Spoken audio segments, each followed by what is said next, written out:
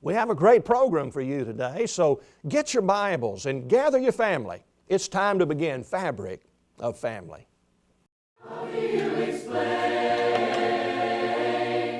How do you describe? In Him, all families are blessed.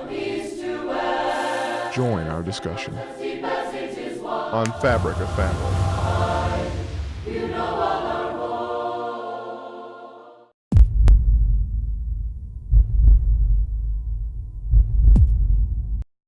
Rebecca Sedwick was a young 12-year-old girl that went to school just like any other normal girl would, and she decided that she liked this guy in her class.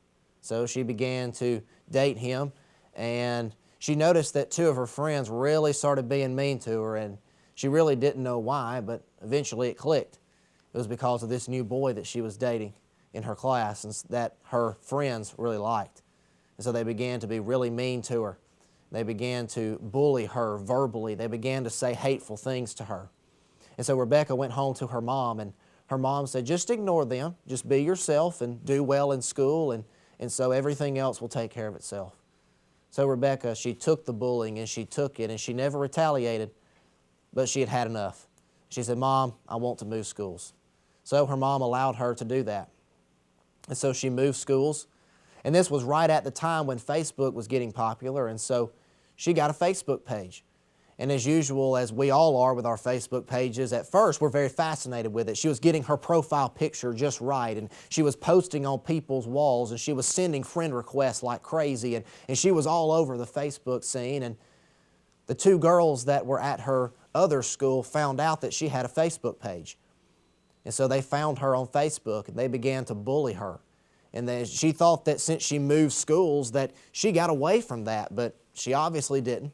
The girls kept on and kept on and kept on bullying her until Rebecca couldn't take it anymore. Finally, on October the 12th, 2013, Rebecca Sedwick jumped off of a cement plant and committed suicide at the young age of 12. Why?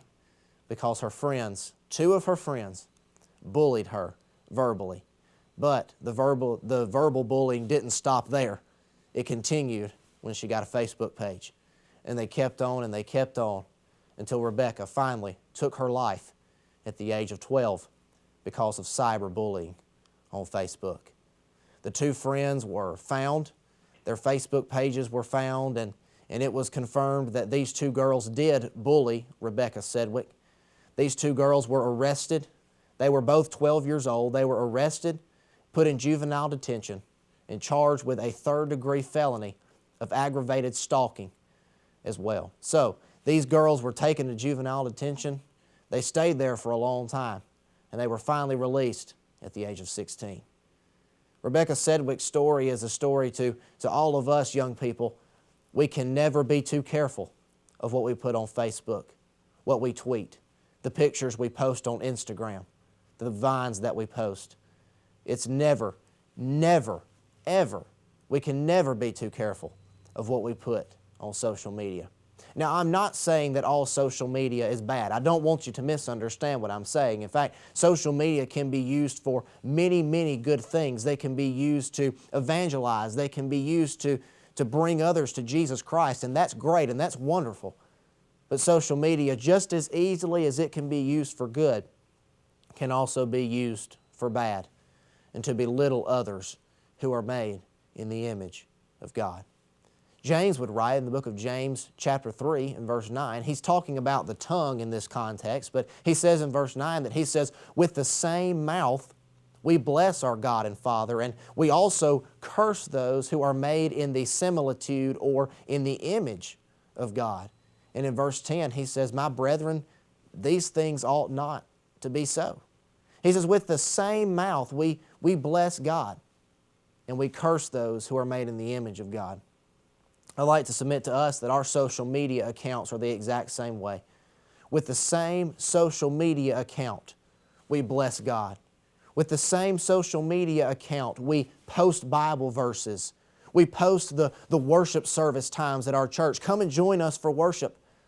But with that same social media account, we belittle those. We make fun of those who are just like us, who are made in the image of God. The book of Ephesians chapter 4 and verse 29, the Apostle Paul writes that, "Let no corrupt communication proceed out of your mouth, but only what is necessary for edification, that it might impart grace to the hearers." Basically what Paul is saying is let nothing bad come out of your mouth, but only what is good and necessary for the edification or the building up of the believers, that you may impart grace to those who hear you. Let no corrupt communication proceed out of your social media accounts, but only what is necessary for edification, that it may impart grace to the hearers.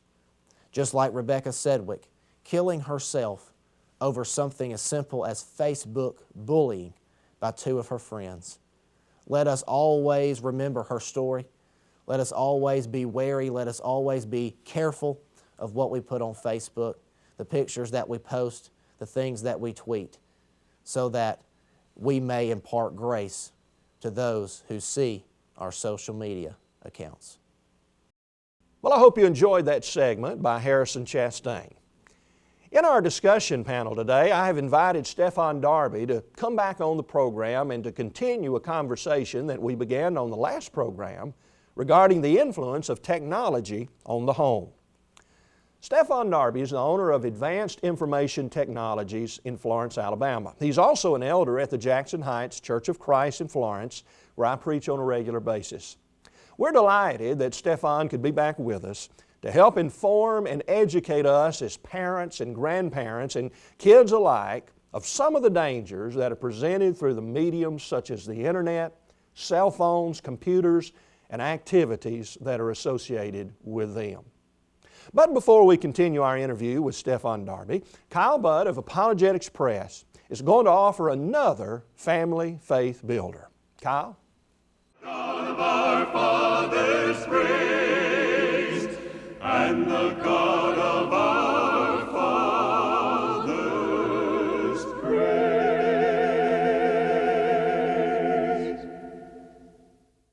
If you were to walk down a beach and look down on the sand and see a computer, and pick that computer up and press the on button and see that it functions well, you would know that there had to be some type of intelligence behind the design of that computer.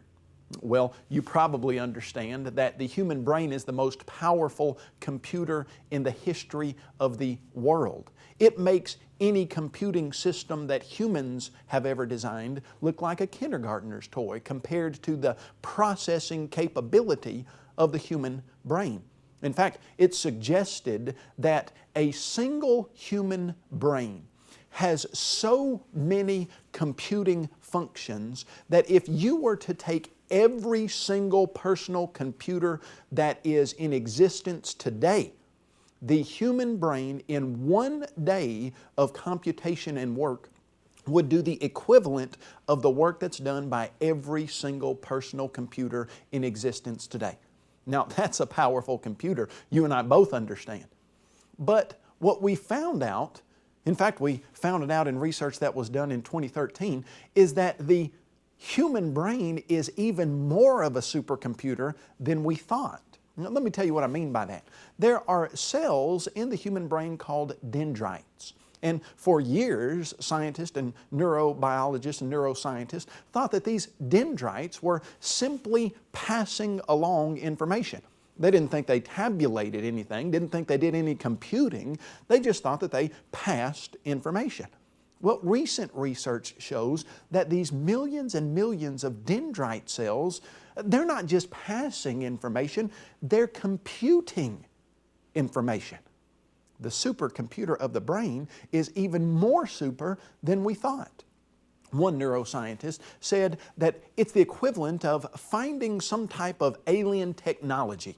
He said, maybe you go to Mars or the moon and you find a computing system and you think, wow, how in the world does this work? And you think that this computing system is amazing and it's technologically advanced. And then, as you're reverse engineering it, you realize that things that you thought were just passing along information are actually computing information. You see, the human brain is a great example of evidence that shows there is an all-powerful, all-wise, all-knowing designer behind the creation of the world, and specifically the creation of the human body and the human mind. As David said in the Psalms, I am fearfully and wonderfully made. The human brain is absolutely wonderful evidence for the design of God.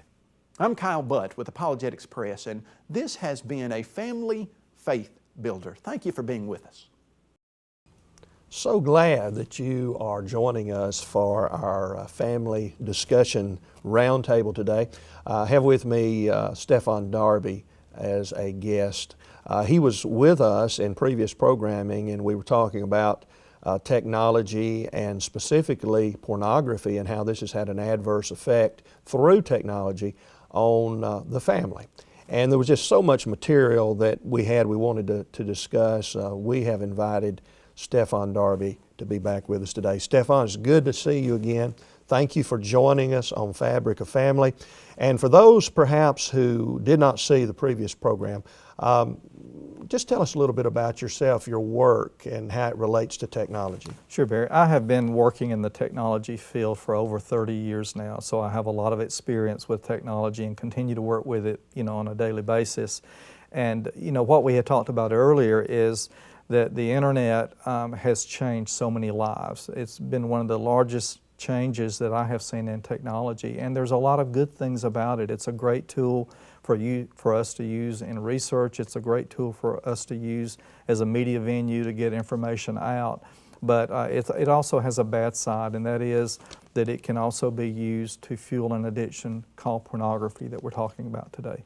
Well, this is certainly something that parents are having to think about more so than perhaps generations before, because of the fact that technology is something that is so accessible to each and every one of us. And I mean, children, even from the time they're just a couple of years of age, they can take an iPad, or they can take some kind of a laptop or a phone, and they can learn how to go from page to page and play their games that are on there. And so this is something that parents and grandparents need to be more informed about. Would you agree with that? I would. And statistics tell us that the majority of pornography is accessed from the home, from within the home. And when you think about all the devices that access the internet, our computers, our tablets, our smartphones, and like you said, that children have those devices and they are very comfortable with them, then you may have children within your home that if they do not have the appropriate filters and restrictions put in place, they may be accessing pornography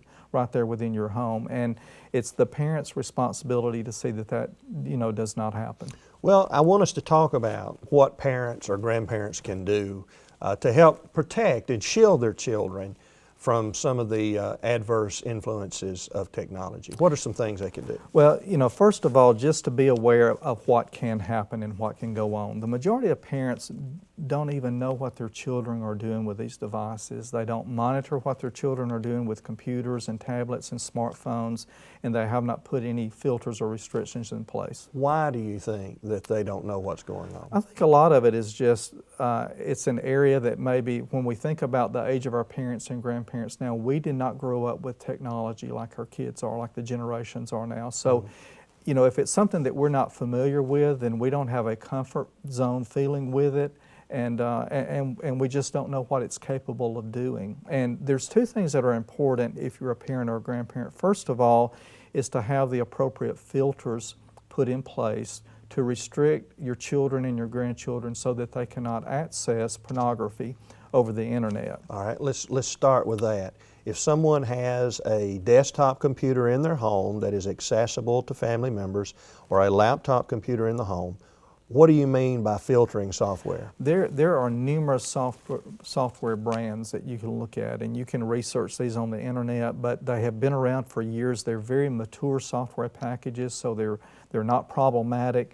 And they have annual subscriptions to them, but what they do is they have different categories that are filtered out. Pornography is just one of those categories, but they have different categories, and it prevents that computer or that smartphone or that tablet from accessing a website that would fit within that category. And if we're talking about the category of pornography, then the user of that computer would not be able to go to a pornographic website. So it's important, and there are different software packages that work on computers versus those that work on smartphones, like an iPhone or an Android device. But you know, it is just as important to protect those devices. Well, that's what I was going to follow up with and ask you, are these softwares also available for these mobile devices such as our cell phones? They are. Now the packages that run on the mobile devices, they are not as mature as the software packages that run on computers. So they may be more error prone, they may have more problems. Now the second thing that we have not talked about that is just as important,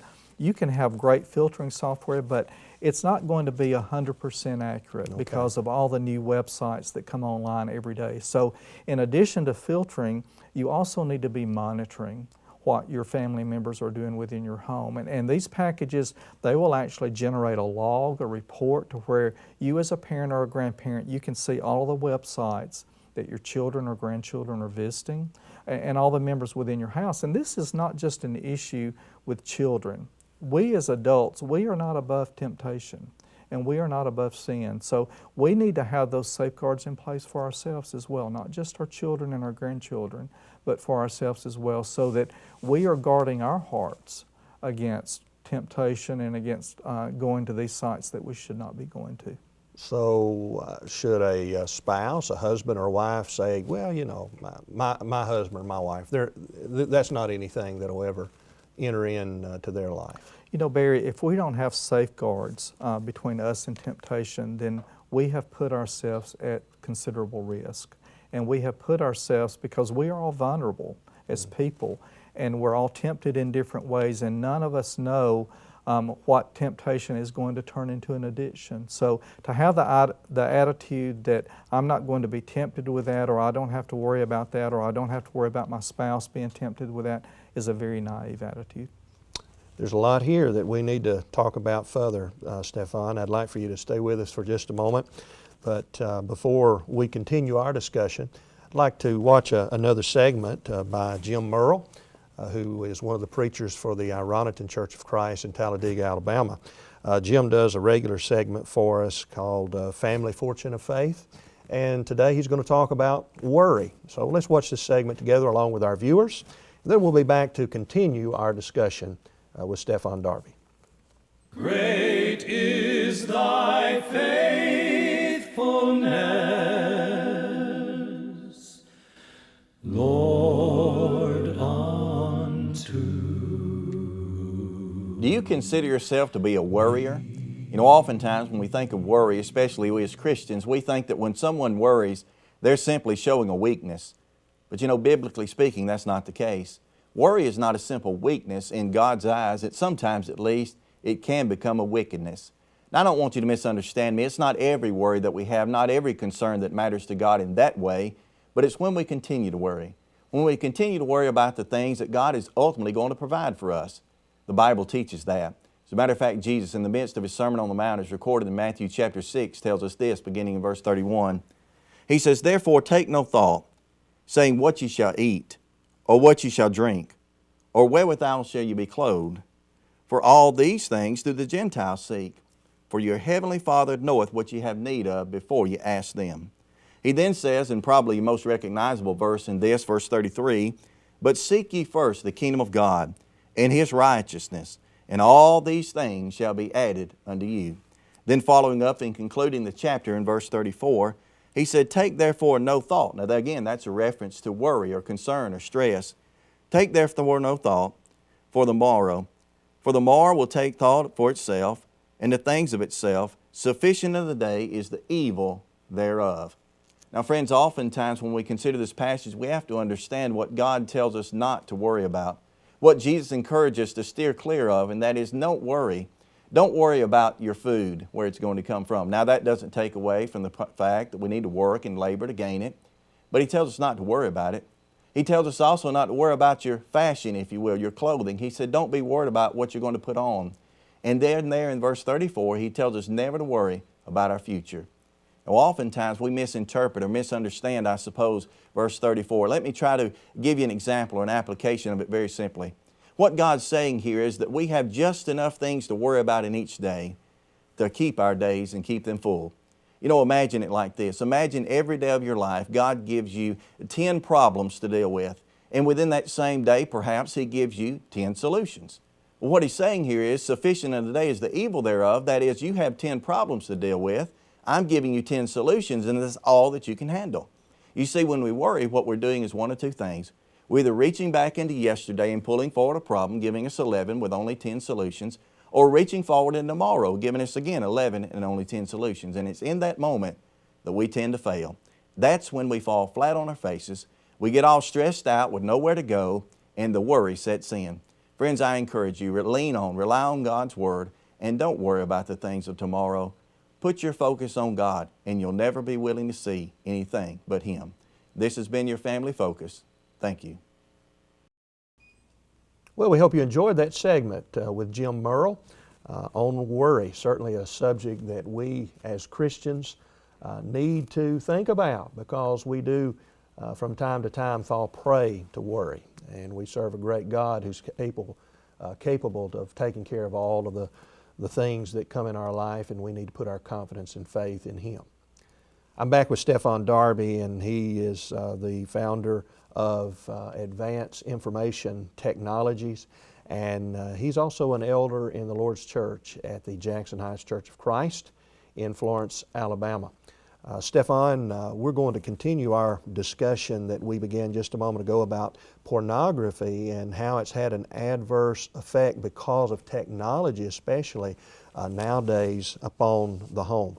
Before we broke, we were talking about some things that parents could do, and you mentioned how that there's some softwares that are out there and that are available that we can purchase a subscription on our laptops, on our desktops, and even on our mobile phones in order to protect our children from these things.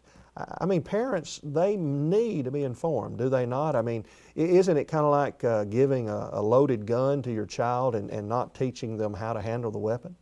You know, that is so important, Barry, because a lot of times they don't realize what their children are doing within the home, and they certainly don't realize that they could be fueling an addiction that child is going to have to deal with their entire life, you know, as they grow into being adults. And so parents need to be aware of what their children are doing. Grandparents need to be, aware of what their grandchildren are doing within those homes. Well, how does this addiction compare to other addictions, alcohol addiction, drug addiction? You know, researchers tell us that pornography is even worse. And the reason why, if we think about a physical addiction, like you had mentioned, alcohol or drug abuse, there are programs, there are rehabilitation programs, and maybe call them detox programs, to where they take that element away from you. They take that alcohol away from you or that drug away from you, and through time your body is no longer dependent to that particular thing. And through time and through that process, your body learns that it can survive without that alcohol or without that drug. When you think about pornography, pornography etches an image within your mind. And you can go through rehabilitation, you can go through whatever programs are out there, counseling, but the fact of the matter is, even if you go through those programs, those images are within your mind. You cannot erase what is in your mind. So because of that, researchers say it is so difficult to overcome that addiction, because even though you may have a lot of time to try to overcome that addiction, those images are still in your mind, and it's easy for you to recall those images in the future. And so really we're talking about a battle for the mind. We are, and a lifelong battle, not just something that is going to affect somebody within a certain span of their life, and that's why you have to look at it as an addiction, and you have to take it so seriously, because it is a struggle that will be a lifelong struggle. Well, I mean, is this an addiction that's gotten worse in latter years? I mean, I'm sure people have always struggled with sexual temptation, but I mean, would you agree or disagree that this is more so today, and why? It has gotten worse, and it's gotten worse because, first of all, computers have become more and more popular within our homes. Just about every home has it. Children are dependent upon using technology for school, if nothing else, to do research for their homework and the papers that they have to do. And then we have new devices now that have been popularized within the last couple of years, such as smartphones and tablets. You know, most households, they have an iPad or they have an Android tablet or they have an iPhone or an Android phone. And all a smartphone is a computer with a radio in it. So things that you used to could get to only through computers, you can now get to through a smartphone or through a tablet. So that opens up a whole new area that our children and our families can access pornography through. Well, we've got a little less than 2 minutes left in this segment today, and I want us to just touch on some other areas that are related to this, and that is, in addition to the pornography potential there is for a child to get caught up into that, aren't there some other problems that technology similar to that has been created?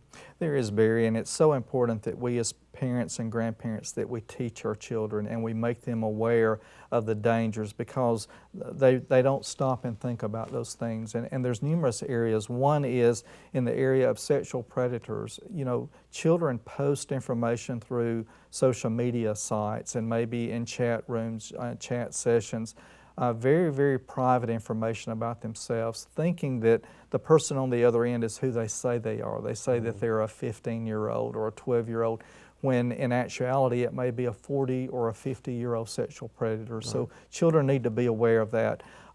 They also need to be aware of what they send as far as images and information, because chances are it's going to be shared. If a girl sends a boy an image, chances are he's going to share that image. And we've seen situations like that where it's been reported on the news or you know, of something like that happening. Kids just don't understand. When it goes out there, it's out there, right?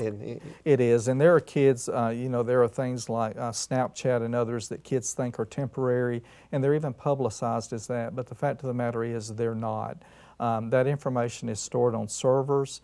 Those companies will tell you that, even though it may be for a finite amount of time, they're stored out there. There's also tools that can be put on phones to where a Snapchat image is preserved forever. So you're very naive to think that those are temporary.